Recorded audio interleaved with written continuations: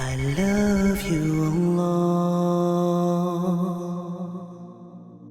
There's a lot of things that people are promised. You're promised a good job if you go to school. You're promised good pay if you get that good job.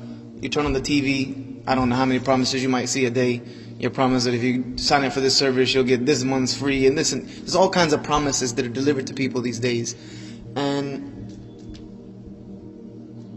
that's part of the marketing of this life, is trying to sell you something. Everybody's always trying to sell you something by making promises. Allah Azza wa Jal has tried to sell us something by making us promises. He's sold us Jannah by giving Him back our free will and doing what He wants us to do with our lives. He's promised us hell if we refuse that offer. But there's one thing He's promised every single human being. It doesn't matter where they come from, what country or what land you came from. It doesn't matter what language you speak. It doesn't matter how rich or how poor you are. It doesn't matter what job you have, had, or are going to have. It doesn't matter whether you were a Muslim, a Buddhist, an atheist, a Hindu, no religion, agnostic. Allah has made one promise to every single human being. كُلُّ نَفْسٍ ذَائِقَةُ الْمَوْتِ. Every soul will taste death. And the word that Allah uses is so beautiful. ذَائِقَةُ. You'll taste it, because it's not the end. It's just the beginning. Death is only the beginning.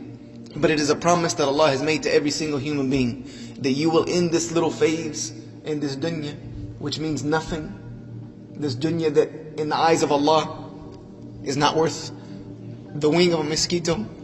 This world which the Prophet ﷺ was with his companions one day, and they passed by a dead carcass on the side of the road, and he picked it up and said, "Which one of you," and it was deformed, by the way. He said, "Which one of you would buy this carcass from me for 1 dirham?" They said, "Ya Rasulullah, none of us would take it even if you offered it for free." He said, "Know that this world and everything that is in it means less to Allah than this dead carcass means to you." So this phase that we're living in now, Allah has promised every soul will taste the end of it. And then Allah Azza wa Jal goes on to promise us, كُلُّ شَيْءٍ هَالِكٍ. Everything will perish. Allah has created everything in this life for it to perish one day. It was never meant to exist permanently. It will all disappear, except the face of Allah Azza wa Jal.